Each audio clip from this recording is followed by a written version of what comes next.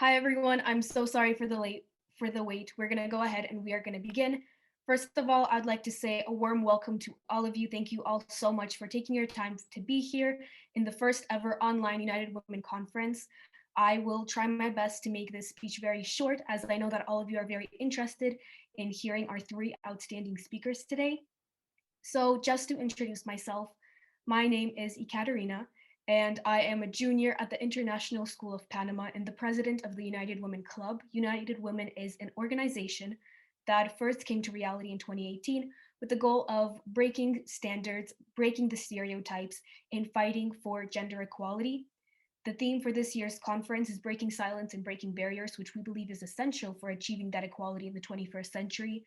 And today, as I have stated previously, we have three outstanding speakers who have broken the barriers and the stereotypes in their career fields, which are either business or STEM. During their speeches, I invite all of you to type your answers and my apologies, type your questions to the Q&A feature of the Zoom, and we will be dedicating time after all of their speeches in order to answer all of your questions.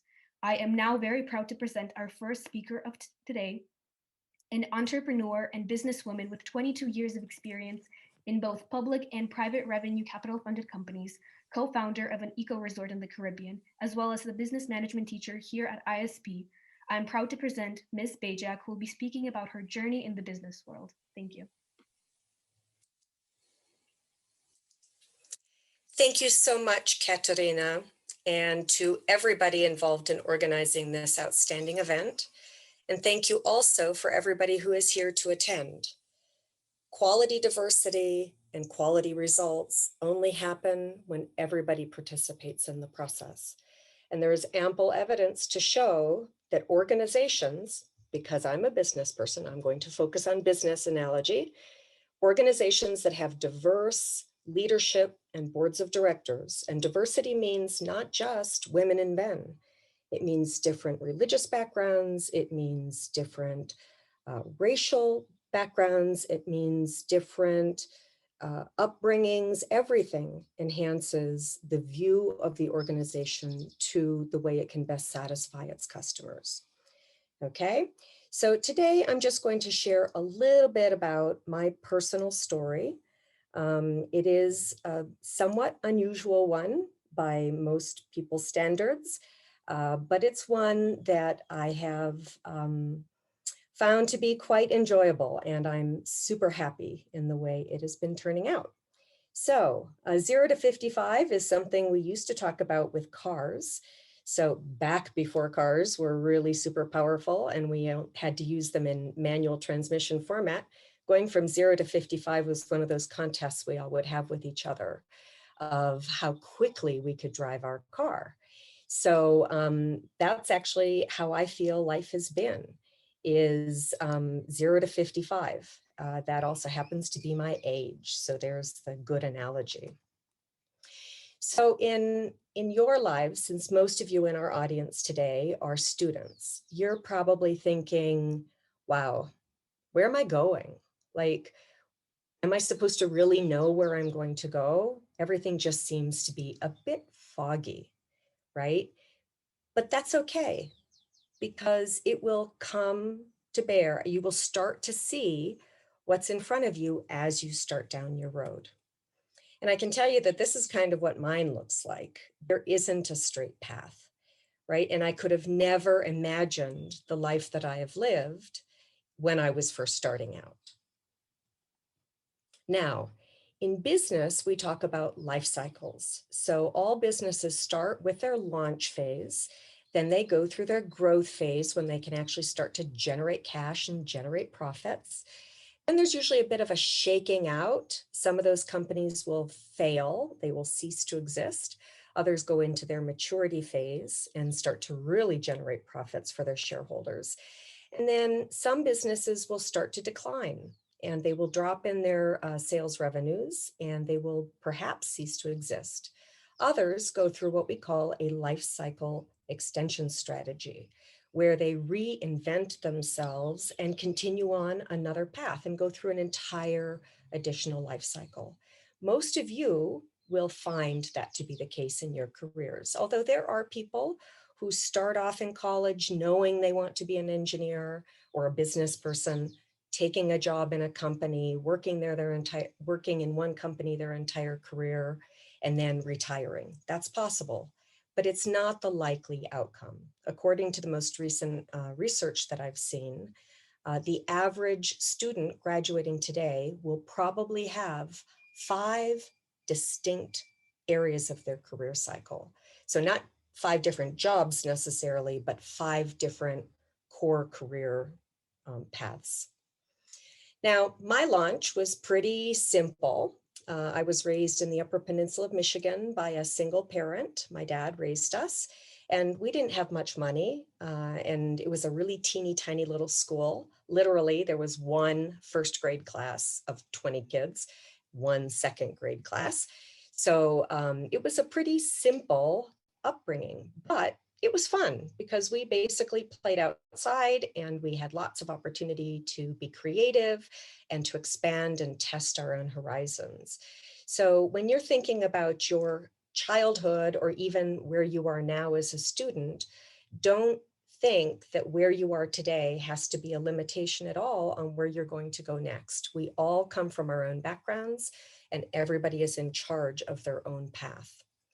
So I went from there into my growth phase. So fortunately, I was able to obtain a National Merit Scholarship and went to the University of Michigan as a scholarship student, and graduated from college and was recruited by big ticket management consulting firms. In university at the business school, there might have been 10 to 15% of my peer group were women. So that was back in I graduated from college in 1988, and it was literally 10 to 15% of the graduates were women. It was definitely not the direct path at that point for most women. And then going into Deloitte as a consultant, there were very few women alongside of me. And when I was promoted to manager after a couple of years working there, I was literally the only manager in that promotional class. Now, there were some people above me who were women. There were like 2 or 3 partners out of 100 in the Southeast. I, at that point in time, was based in Atlanta, Georgia. But we were definitely the minority. And it was really difficult because everything in the organization was geared towards men. The way hotel rooms were assigned on travel assignments, the way pairings of teams were put together. And I can't say it was always easy, but if you stick up for yourself and if you stay focused on what's important, you can make almost anything work. When I was 6 months pregnant, I got married very young. I was only 22. And when I was 6 months pregnant with my first child, I thought, yeah, consulting wasn't going to work anymore for me because of the travel requirements. It was about 80% travel, and that was before there were any laws around mandatory maternity leave and mandatory accommodation for people with young children. So it was either have children and have a family or stay in a high travel job. There really wasn't the ability to do the two together. So I went off and became an entrepreneur and actually started several different companies. ThinkWorks was the biggest of them. It was a firm we took several rounds of venture capital, and it was a software company. So we were part of that dot-com bubble that was happening back in the late 1980s and early 2000s. And at the point that I was raising venture capital, I was literally the only business in Atlanta that year to receive venture capital funding that was run by a woman. And it was all the news, right? Working Woman magazine came and did a story on me, and all the newspapers were doing stories. It was such an unheard of thing for a woman to be running a software company and getting venture capital backing that it was literally newsworthy. Now, today, it's quite common. So just think, in that 30-year span of time, things have changed and things can continue to change.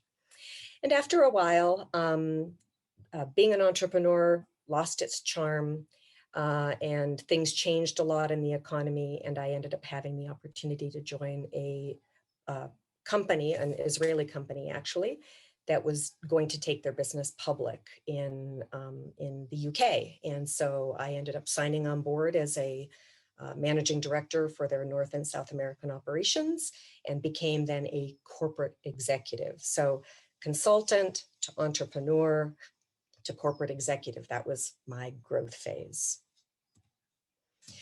And then I kind of hit my point of maturity. Microsoft came and recruited me to head up their business operations in their China Research and Development Center. Because I didn't mention it before, but I was actually dual enrolled in the China Studies Center in the business school in college. And so I was already a Mandarin speaker and had done a lot of business in China in my role with Tescom. I did a lot of setting up of outsourcing with technology companies there. And that's how I made my contacts with Microsoft in China. And this is actually a picture from one of the sessions that I used to do presentations all over mainland China. And I was obviously the only female and the only non-Asian, because even the three men who were standing over to my right, of course, one is from India, one is half Russian, half Chinese, and the other one was half Swedish, half Chinese. So it was kind of an unusual circumstance to be in, but the reality is that you can only survive with what you have. And being the only person sometimes can have as many benefits as it has negatives.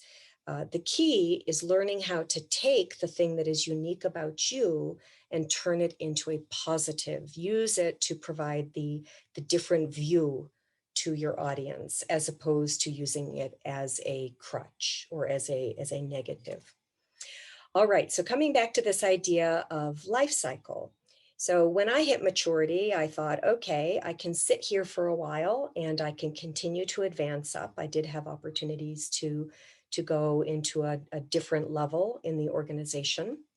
But at that point in time, I was really feeling the need to step back a bit. I had 3 kids in high school. I was a single parent, and I really wanted to be able to spend time more with my children. And I had a long-standing interest in becoming a teacher. Both of my parents were teachers originally, so it was something that had been a long-term calling for me. So I took the opportunity to leave my maturity cycle and go into a life cycle extension strategy, and went back to school and got my master's degree in teaching, and did my teacher training at the Atlanta International School, worked for a couple of years with Harrow, which is a British system school in Beijing. And then with BSKL in Malaysia for several years. And now this is my 5th year teaching at ISP, and I absolutely love it. There's a very famous motivational theorist in business theory by the name of Daniel Pink. And Daniel Pink talks about how the most important successes can be achieved when people can feel that they have mastery, that they're an expert in something, that they have autonomy, that they have control over their own daily lives, and that they have purpose, a sense of purpose. And to me, in my prior business career, I had a lot of autonomy and I had a lot of mastery, but I really lacked purpose. And moving into a teaching role has been super important to finding my purpose. And I think that that's really important for all of us to know. Now, what do we take out of this? So all those twisty, turny roads that happened along that history, if I'm looking back over the last 55 years. So professional lessons, always invest in yourself. Don't wait for a company to offer you a training class. Don't think that you have to go back to university or traditional schooling in order to invest in yourself. Always be looking at the next thing that you can learn. I'll tell you what, YouTube is an amazing learning tool. You can learn so many new things there, but you have to carve out the time to do that in a constructive way, not just watch silly cat videos, although those can be entertaining too. And there's always a way. When you feel that you're facing a brick wall, especially if you're the only one or you feel like you're being held back by others, there is always a way to move things forward if you stand up for yourself. Nobody else is going to do it for you. So strengthen your backbone, pick yourself up, and take yourself forward in the direction that you want to go. And don't worry about what other people think. You're the one that you're going to grow old with. You have to be your own best self-advocate. Another important lesson, and I put this in professional, not in personal, although frankly it could go either place, is that the journey matters way more than the destination. Don't just think about your different jobs and your different companies as stepstones to something in the future. Take the opportunity to find work that you find to be fulfilling and that will allow you to feel confident in what you contribute to the organization. Pay attention to your daily activities because there's always new destinations out there, but only if you've already proven yourself to be successful. And then the personal lessons, just assume you're going to have to be flexible. There is no one path and things are going to go wrong. And you just have to plan on that and make sure you're pursuing enough variety that you can be successful no matter what happens in the market around you or in the people around you. Learn to be decisive. Don't just flap in the wind. Make sure that you can make a good, concrete, and logical decision when it's necessary. And always have more than one thing brewing, just in case if the other thing doesn't work out. And then this comes a little bit more with age maybe, but the small joys matter. Pay attention to those daily things like the bird singing outside your window or being able to take a walk in the early morning. And family and friends first. Your boss won't remember you. The company doesn't know who you are, but your friends and family do. And they're the people that you have to make sure you always prioritize. All right, so I've got yet another extension strategy planned. See, there's no end to the opportunities that you can pursue. And I will be retiring from ISP in 2023 or 2024, somewhere in there, in order to pursue my next iteration, which will be as a resort owner up on Costa Abajo of Panama, together with my husband, Ernesto. So I hope that you have enjoyed my story and that you take some inspiration from it on the opportunities that might be available for you too. Thank you. Thank you so much for your speech, Ms. Bajc. I'm sure that that was very, very helpful and useful and inspiring for so many of our audience members. Could you please go ahead and turn your camera on? We will now be entertaining the questions by the audience. We have a couple that have submitted. Ms. Bajc?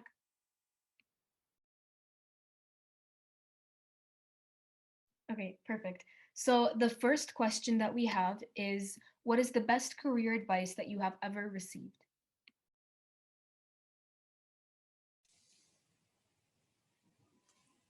Okay. Probably the very best career advice I ever received was from a man by the name of Bill Gates, not Bill Gates, head of Microsoft, although I did have the chance to meet him several times as well. But Bill Gates was the managing partner at Deloitte.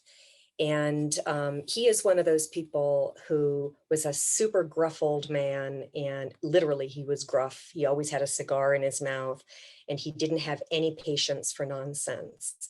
And there were several occasions where I felt very strongly about the needs of a customer, and I could not get my senior partner to listen to me. And the partner who I was working for on an engagement. And there was this one time I was so frustrated that I was actually in tears at my desk, and he had walked by and caught the fact that I was so upset. And here's the managing partner of the whole firm. I was so embarrassed. And he asked me what was wrong, and I told him the truth. I said, I genuinely believe this is the right answer for the customer, but I cannot get Mr. Bose was his name, the senior partner in the engagement, to listen to me. And he said, well, how have you been explaining it to him? And so I explained it to him of what I thought was important. And he said, well, have you tried explaining it to him in the customer's voice instead? Because he cares about the customer. He doesn't care about you, Sarah. He cares about the customer. And so rethink that. And so I did. I rethought my argument and I put it in the voice of the customer and went to him with the argument. And he's like, wow, how come you didn't tell me that before? So the advice is make sure as a career or personal advice, make sure that you know what your audience cares about. When you are going to a professor or a teacher, or you're going to a boss, or you're going to a spouse or a friend, make sure that you are aligning your presentation or your argument or your conversation with their priority, not with your own. That's really interesting. I've never thought about it that way. Another question that we got is, what advice would you give to your younger self? Probably the advice and the lessons learned. So the two slides that I overviewed about where priorities need to go. I think early in my professional career, I worked so hard. I spent a lot of hours at the office. And at that point, my husband didn't work. He stayed at home and took care of the kids. And so it gave me flexibility to be very engaged in my job.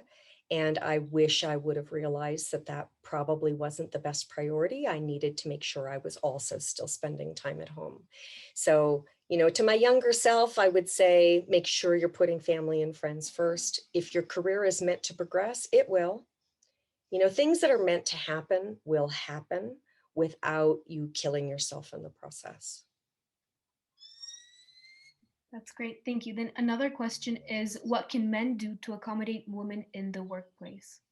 Oh, I'm so glad that question came up. Men can accommodate women by forgetting whether people are women and men. I think that all people need to concentrate on what individuals contribute. Try to eliminate the view of gender, of race, whatever bias you may have, and try to let all people contribute in the way that makes the most sense for the environment. Always with the focus on, if you're in business, it should be always on the customer's outcome. If you're in education, it should be on the students. But men need to treat women as peers, as equals, regardless. I agree. I think that's really important. Another question, which it says, what are the careers of the future from your point of view? So I think what they meant is, what do you think, which careers will really blossom in the future from like a professional point of view? Well, we're already seeing evidence that those careers, that those professionals that rely on creativity, out of the box thinking, and the ability to harness resources and channel them into solutions are those careers that will become more and more important in the future. As artificial intelligence and general automation start to replace many traditional labor-oriented jobs.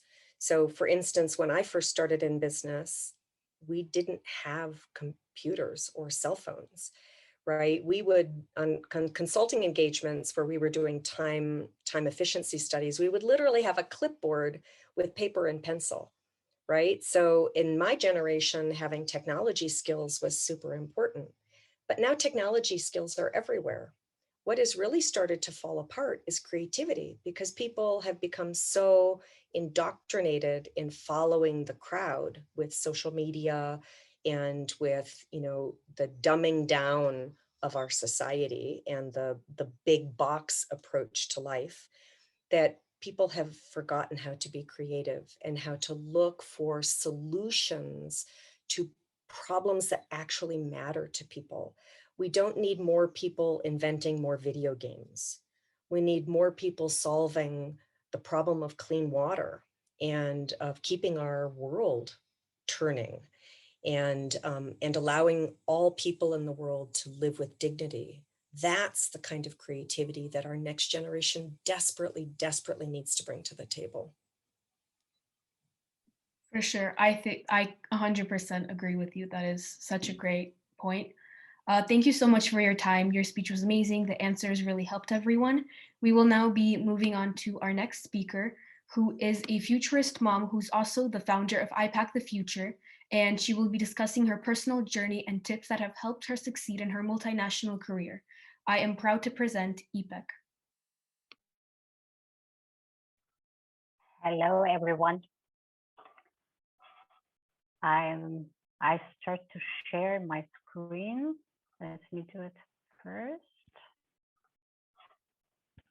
Yes. Everybody sees that?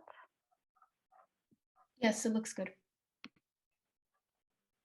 I cannot see it really well. Just, yeah, now it's good. Perfect. Welcome, everybody. It's nice to meet you all. I guess we are on the same page with Sarah. Some of the key points, I will start with her because I really can feel how it was being the only female, only non-EU in the company, being a minority and YouTube as a really good source of information, and the journey matters in life. Let's start our journey right now. Hack your emotions, hack your future. Why I bring up this issue, because we are talking about future of jobs, new technologies and everything. But on the other side, we have to be clear on that emotions are the only thing that sets us apart from the machine. And if we know more about emotions and go into ourselves, then we will find very interesting stuff. Imagine a girl. She graduated from a top university in Istanbul, Turkey, and wanted to leave the country for her master's studies. Parents convinced her with following sentences: "You are our only girl. Your double degree master will get you there where you want, whatever you want in life." And she accepted the forced offer, actually. 9 months later, she got sick, was in the middle of master's studies, was able to finish everything on time, but during that time, she had really mixed feelings about herself and the situation. Soon after, she started to work for a multinational company in Germany. Afterwards, it's gone 14, 15 years from now. And in this man-driven world, I've learned a lot about myself, about management teams and organizations. Being a futurist mom now made me conscious about some facts and some myths about us women, men, and about intelligence. Let's start with the facts. Sorry about that. Emotions come and go like clouds and ocean waves. Let's see that way when you are getting stressed and you think that's just impressing yourself and other people. You should pause 90 seconds and label your feeling. You can say, "I'm getting angry, I'm getting stressed." And this tamps down your activity in the amygdala. There is a lady, Dr. Jill Taylor. She says, if your amygdala is hijacked, you can pause 90 seconds and it will help you to simply calm down. The other fact, there are more than 150 emotions, depending on your language you are speaking. I speak Turkish, German, English, and Russian. And all these different languages have different type of emotions. And please do check the affect scientists around you and your country, or the point is that you check the language that you are in and look for the affect scientists. Affect is the simplest form of emotion. It's actually the mood they call, but there are a lot of information you can find about affect. Let's come to 3 myths. These are about faces, about gender, and about intelligence. And when we talk about them, I will come up with some information about my life as well. Emotions are displayed on face with expressions that are all recognized. I think that's a thing in the last couple of years. There are many technological innovations in that field, and people know and scientists know that auditive trace or other sensory information is much more reliable than facial trace. Different facial movements express the same emotion, and the same face expresses different emotions. In Switzerland, in China, in South Africa, I've experienced a lot of challenges to read people. And even for those of you who are super confident about that they can really good read people and their emotions, be careful about that. Your brains are just guessing. Even in this film, I'm sure from Pixar, Inside Out, there are many stereotypes, emotional stereotypes, I call them.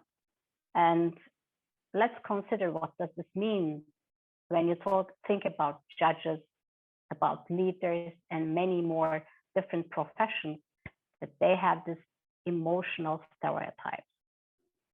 We are rarely purely happy and purely sad. We tend to have mixed emotions and mixed experiences.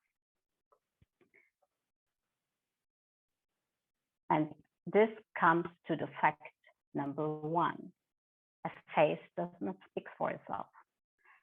In German language, there is a mixed word or mixed emotion, Schadenfreude. It's the joy of another's misfortune. And this does not exist in other languages. And you cannot read really from the face of the person if you don't know the context. Regret or depression does not exist in some languages as well, or even happiness. So I guess in one of the African countries don't have this word as well in their language. And this emotional economy, where companies invest a lot of money and time with their gadgets, with their apps, they help maybe to find out your mood, your daily mood, but be careful on them, because it might be a better option to train yourself and stay curious about your emotions and about yourself. The second myth is women are more emotional than men. I have been challenged about this topic also during my life. And actually, let's say that way, these stereotypes that we learn from on a child age actually guide our perception of other people as well. I can recall one of my first business meetings in Switzerland with my boss and with the founder of that at that time, and the whole audit team. He started screaming to another boss, and at that time I kind of had respect for him. But if you ask me today, I would say he was an emotional person and had a hard day on that day. And I'm not sure whether I would take it very serious for that moment right now. Fact number two: on average, women and men are equally emotional. Actually, that's really a myth. I guess if you want to read more about this issue and recent studies, Lisa Feldman-Barrett writes a lot about that, and it's a really interesting source of information. But keep in mind, when a woman is charged with a violent crime and she expresses anger, she actually receives a more severe sentence. If a man is charged with violent crime and he expresses anger, he gets a lighter sentence. This is a gendered view on emotion, because he is obviously less in control of his behavior. Let's move to number three. There are dedicated circuits in the brain for emotion. It's really complex, and I don't think that coming to intelligence, you can just really separate both sides. This one is emotional, this one is rational. There is something like that. It's just in simplification. And studies show amygdala gets activated with all emotional states. So people who are born blind have no difficulty experiencing emotion, or no difficulty experiencing emotions through their senses. Their brain kind of collects statistical data as any child do, and as we are doing right now. Emotions are complex constructions, not a simple circuit. And emotions are not built into your brain. They are built by your brain as you need them. Emotions are based in categorizing sensations from the body and from the surrounding context using past experiences. These three components are pretty important because it also shows that you are continuously making predictions. If you want to change your emotions and control your emotions, that you should know that you are on a driver's seat. It's actually the affect that's on the driver's seat, and the rationality is a passenger. And these are good news.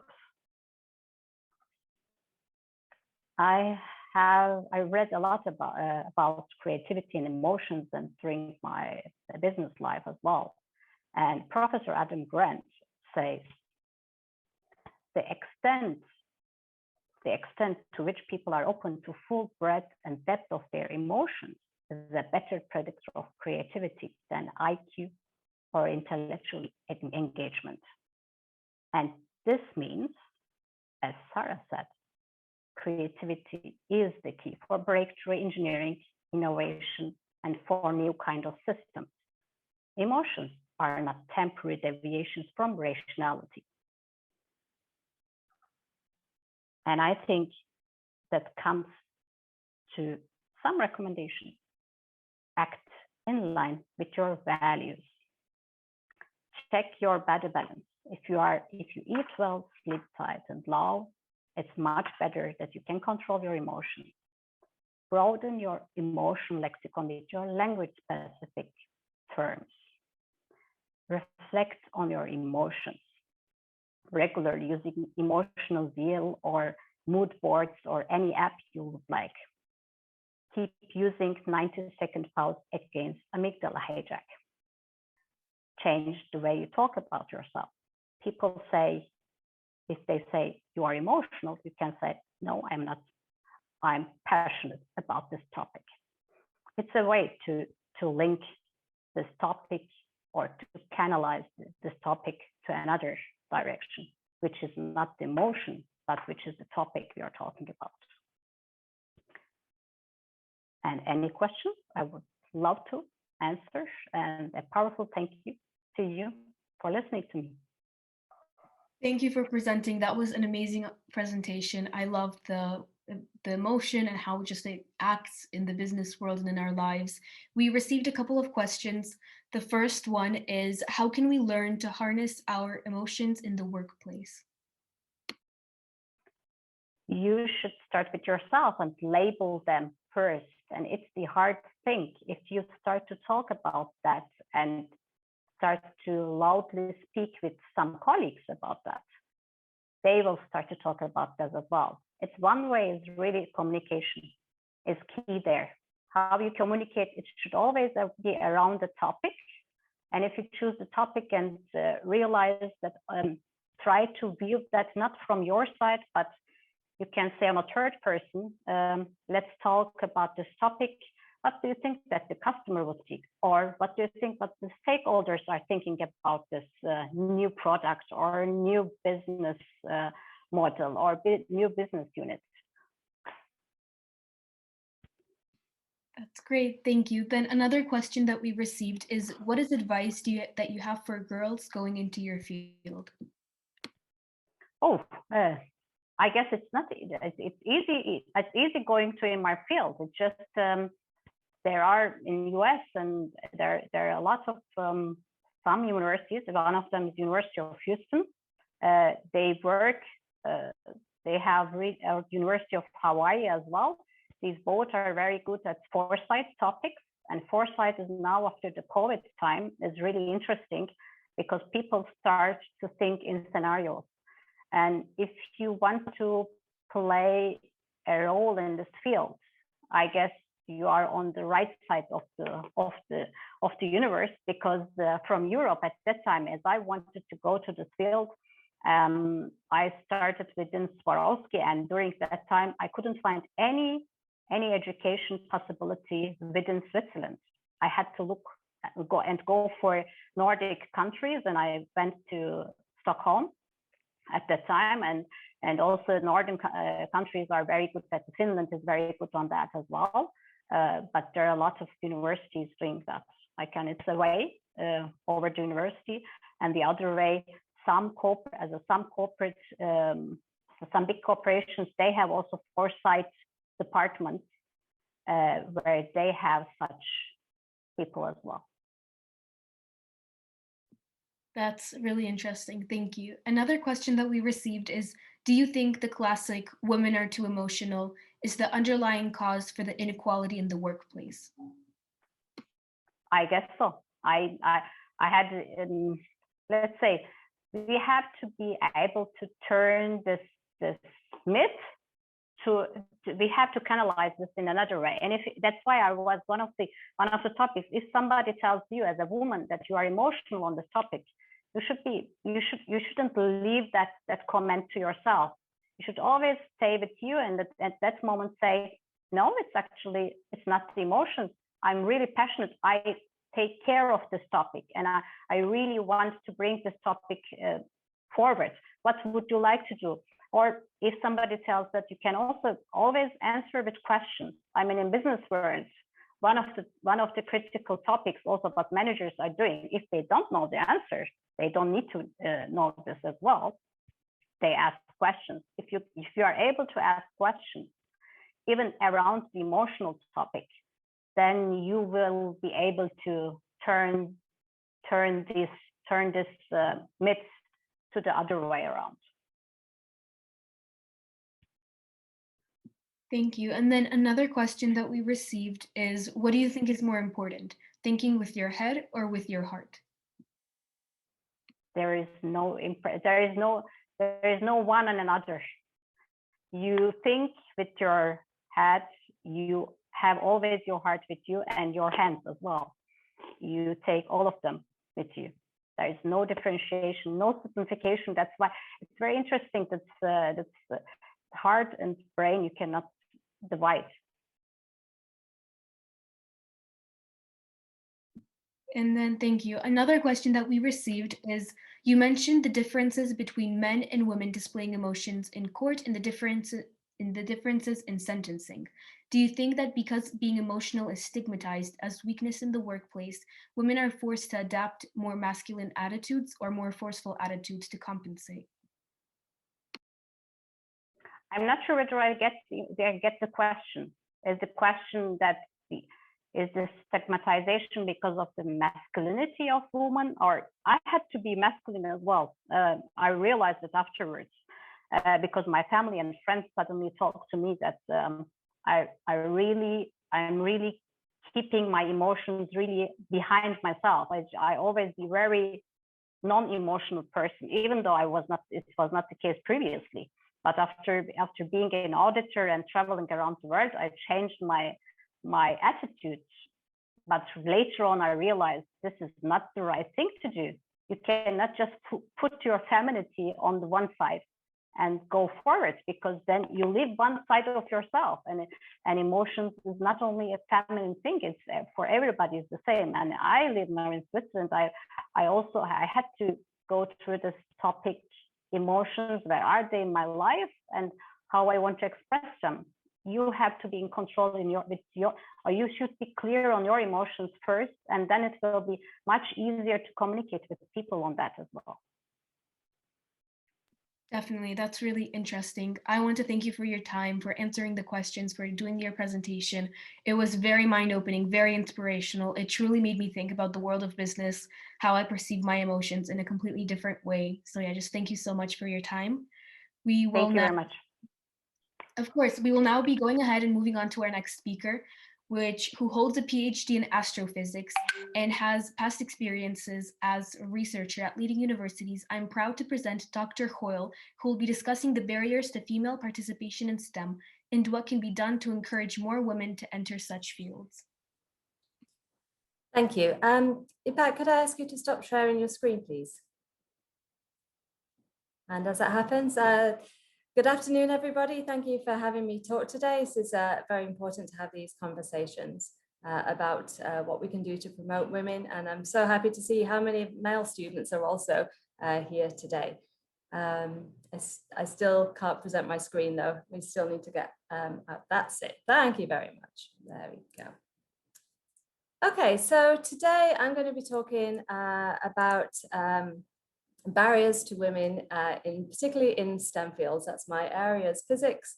Today I'll be talking about what does the data show, what are some of the different barriers, and then ending positively about what are some of the positive steps that we can all take in order to encourage women into STEM fields. The focus of this is on women in STEM. I'm not getting into the issues with minority groups or LGBT plus groups, although a lot of the same barriers are present for them as well today. So let's have a look at what the data shows. So first of all, this is an experiment that's been done by the American Association of Science Teachers for the last 50 years or so. And there's some good news. First of all, so students are asked at about age 6 to draw a scientist.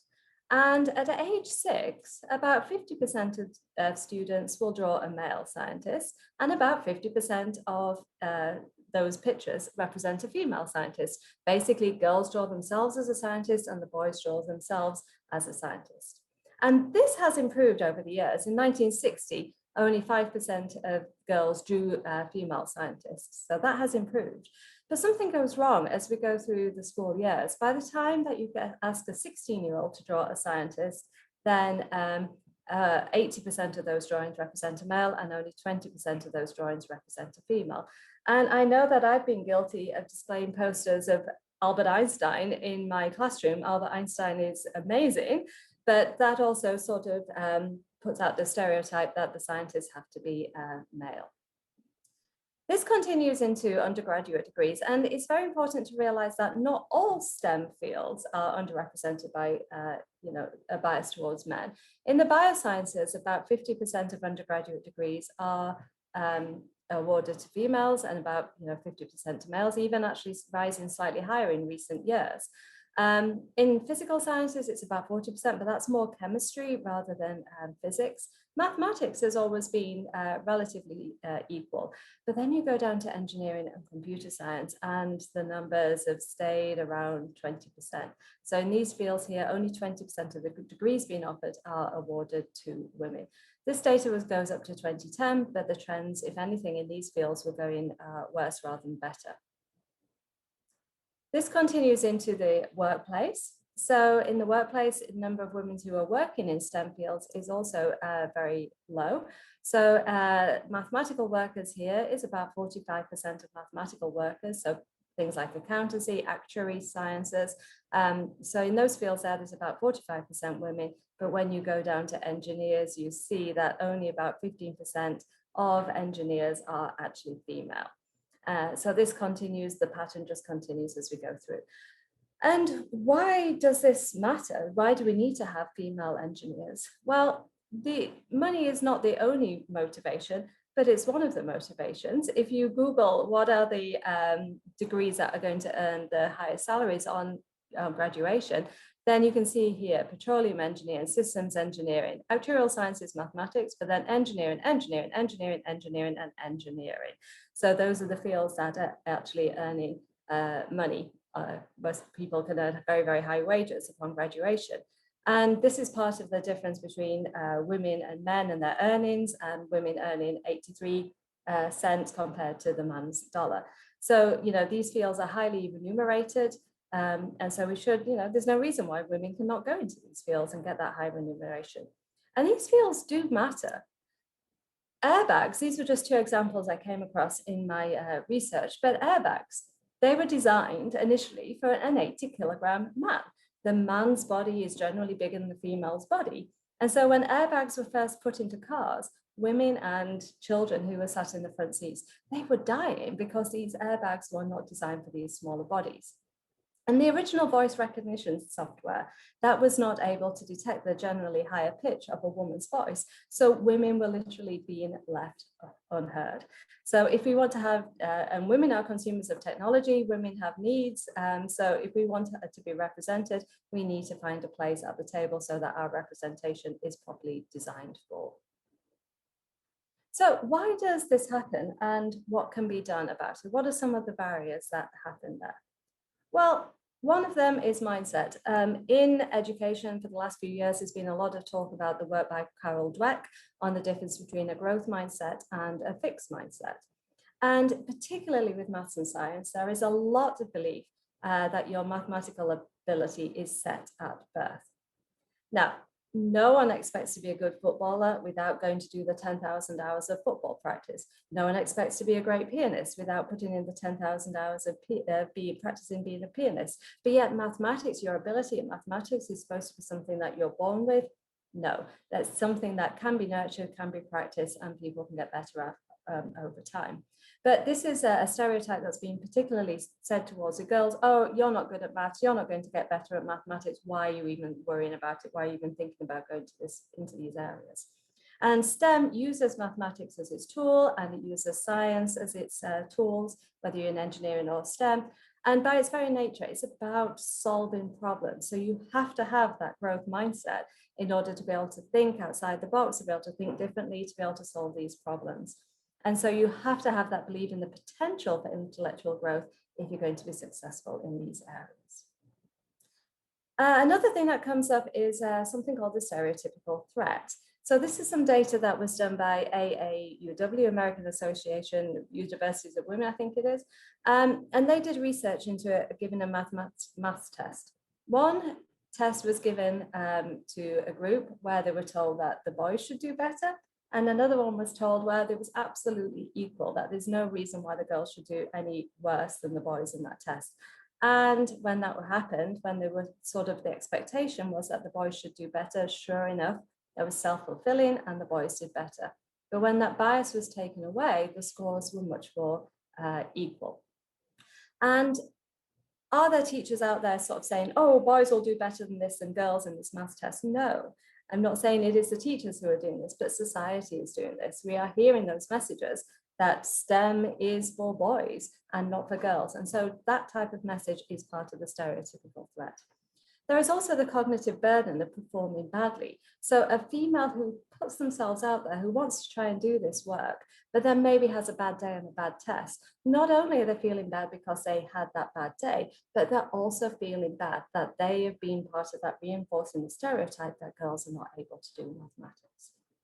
And the stereotype threat can exist by just as simply being the only girl in the classroom, being the only woman in the boardroom. You are expected to perform for the whole of women when you're the low representation within the group. And so small things can be done. If you're thinking about scheduling a class, if it's possible to sort of put more of the females together in one section, that should be a good thing to encourage the girls to be able to work together and to be able to help each other and to be able to combat this threat against their abilities. Another thing that women tend to do is they self-assess themselves less able than men.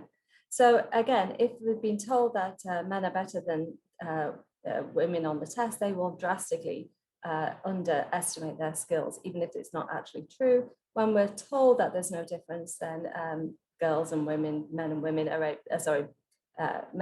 able to assess themselves much more equally. And what happens here is that boys with average grades tend to take high-level STEM classes, whereas girls think they need to have excellent scores. Looking just at the statistics of students who've taken IB physics with me and IB mathematics with me, the scores of the girls is higher than the scores of the boys because the boys just go for it anyway. So women need to be told that there's no difference in their ability, but we also want to take some of the guesswork against self-assessment. So when in the school place, what we need to do is make sure we have very, very clear rubrics, very clear expectations, so that a girl can say, oh yes, I did this, I did this, I did this, I didn't do this, that's why my score is this particular way. So it removes the guesswork. And then in the workplace, we need to have extremely clear promotion criteria, because men will put themselves forward for promotions, whereas women won't, unless it's very clearly that they can see, oh yeah, I meet this different standards and I should be going for promotions. Spatial skills is something that is needed in engineering, not particularly in science, but it's again something that, oh, girls aren't very good at thinking three-dimensional. What do I mean by three-dimensional skills? Here's a little problem. Here's a little brain tease for you to do while I'm talking through this slide. So if this shape here is rotated to this shape here, then this shape here is rotated to which of these? And I will give you the answer in 1 moment's time. The girls are basically told that they don't have these skills, but in a lot of cases, these skills have not been honed when they were children. Playing with construction blocks is what you need to do if you want to develop these spatial skills. One of the lecturers at the University of Michigan realized that, yeah, this is something that can easily be taught. You can practice these types of things. You can play with models. You can have them on the computer. You can get out the Legos, and you can teach these skills to anybody who is missing these skills.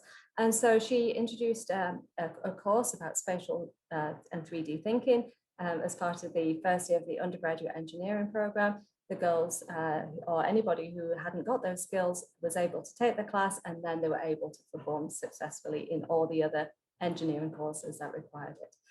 And just in case you want to know the answer, then this one here is D. So rotate it around and you'll get to D. So hopefully you've got spatial skills there. And then we get to the university experience. There's a lot that can be done at the university level to make sure that the girls who at least start these engineering degrees stay in the engineering degrees. Many engineering programs start with highly technical courses. So you've got to do all your mathematics, and you've got to do your physics, and you've got to do your 3D design programs. And it's felt that you have to go through all of those before you can do the applications of engineering.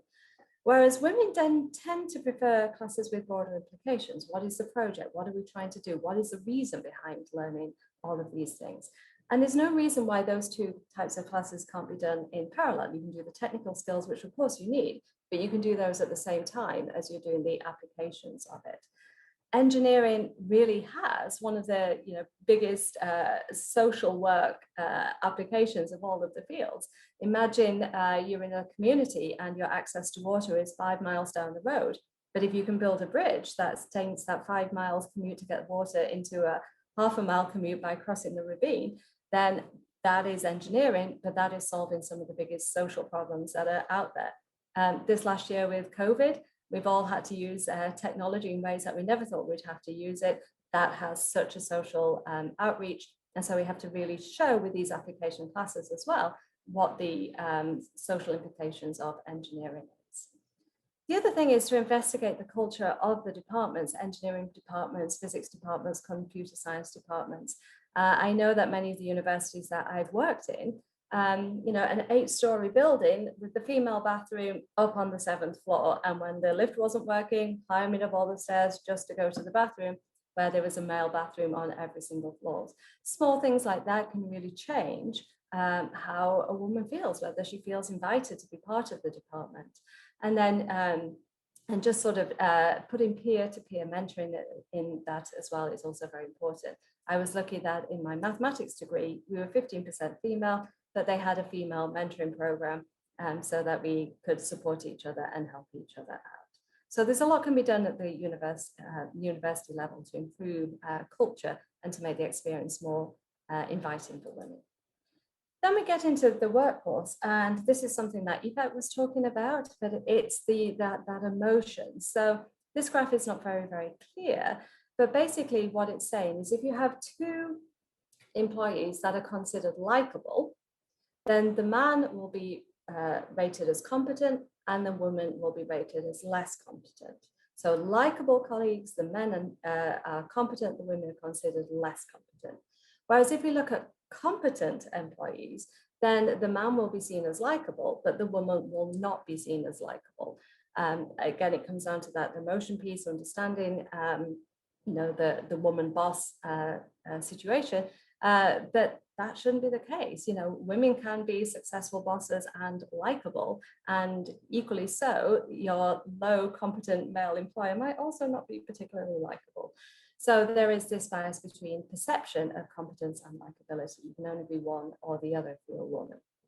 And also the whole way that careers are structured these days, both at the university with tenure, but also in companies, often there are key promotion opportunities around early 30s, which of course are career childbearing years for women. And that is something that we cannot do anything about. We are the ones that have to have the children. We're not the ones that have to do all the care for the children, but we are the ones that give birth to children. But these days, our careers are going to be lasting many, many, many years.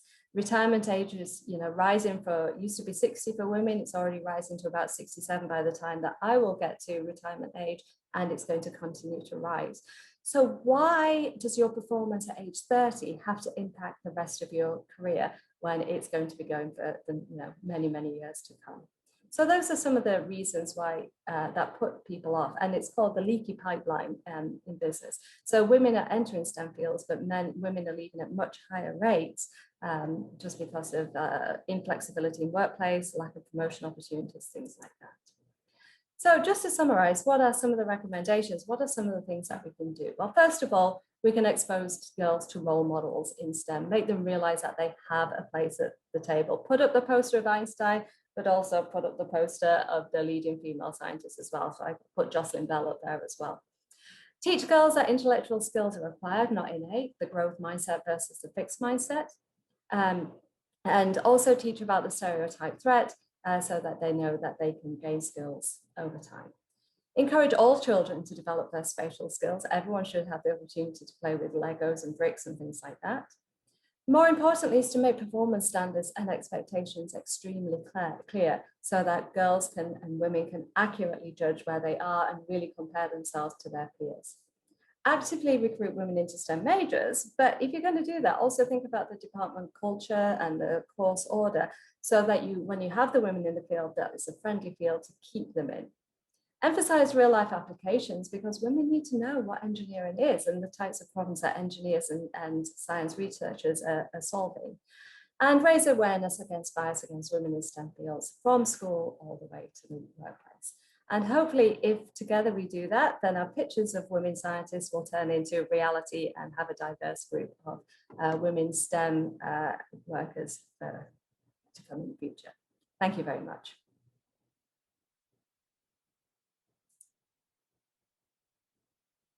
Thank you, Dr. Hoyle, for that such informative speech. We will now be going into the questions. We already received a few.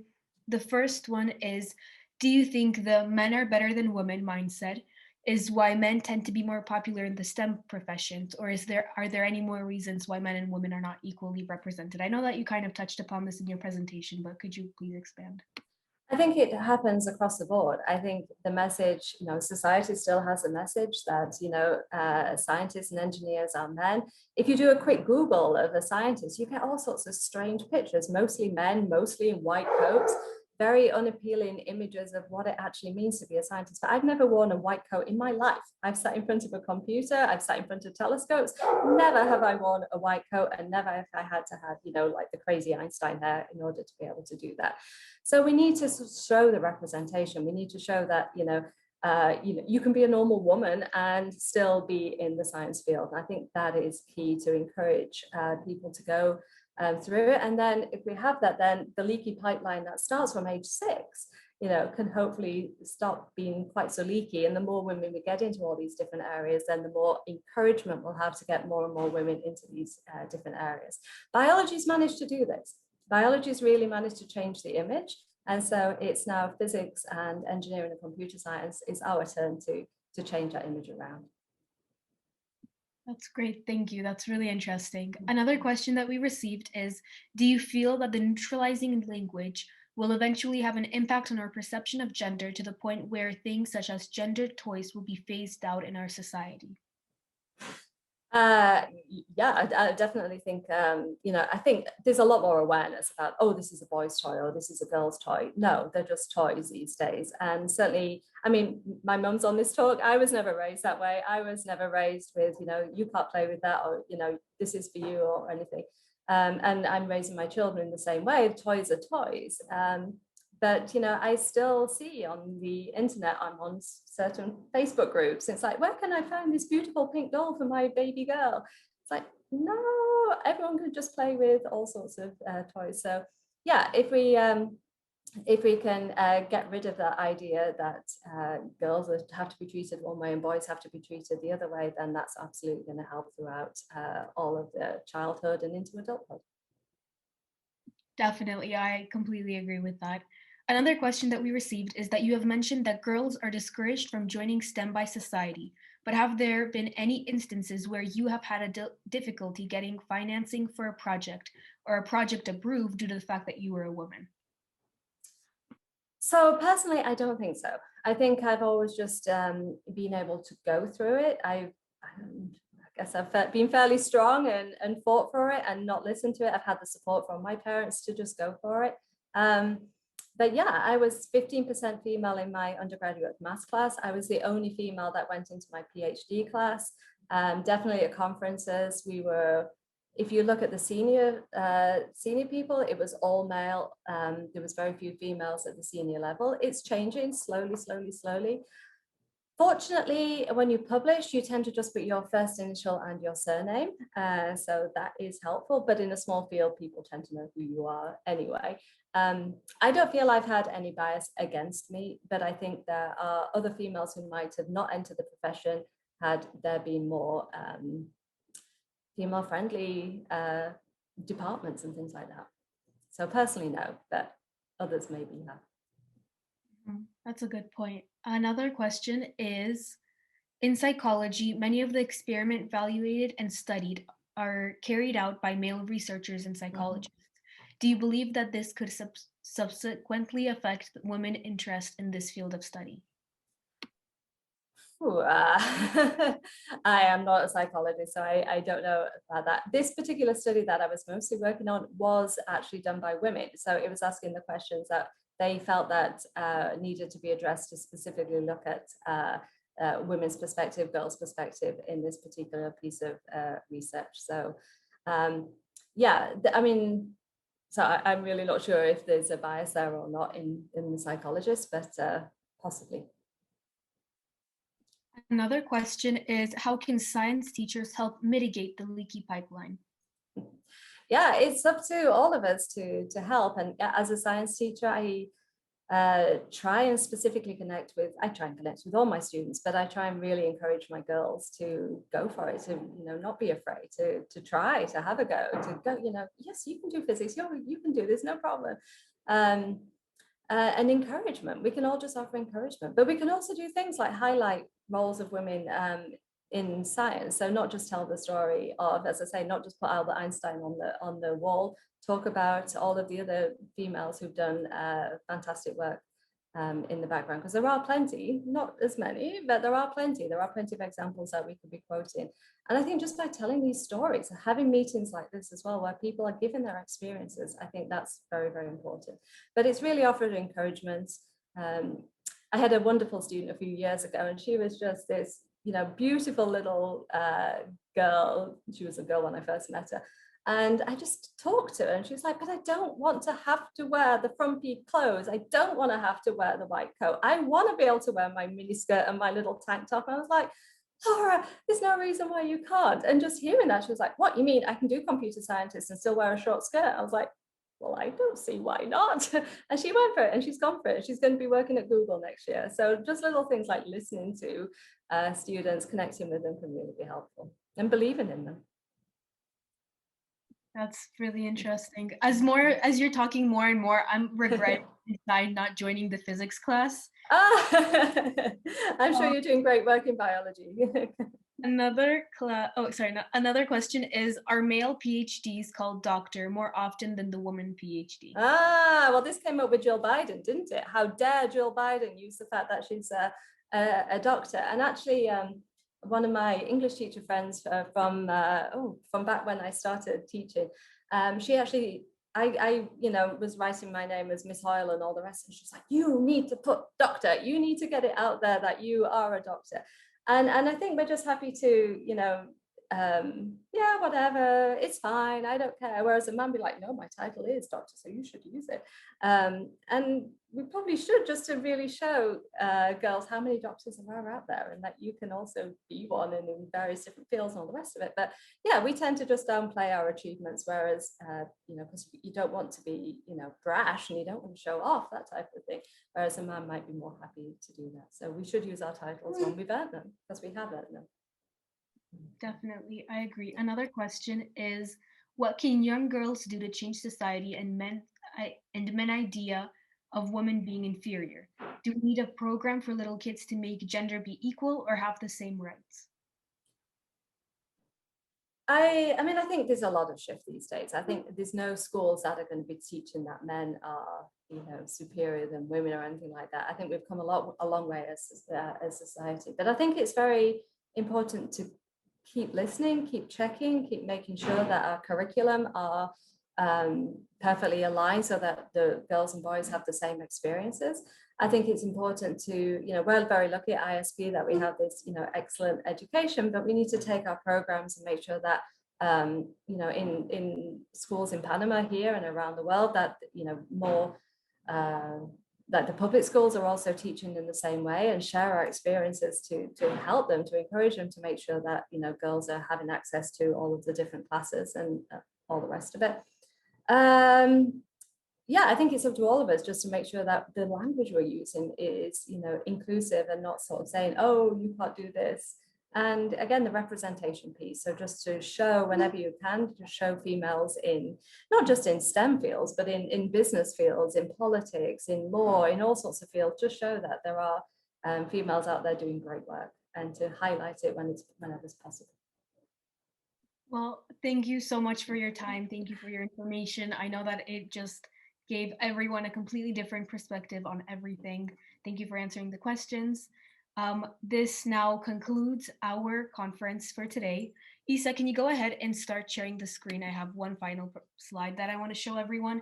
This is just one of our 4 speaker series that is going to be happening.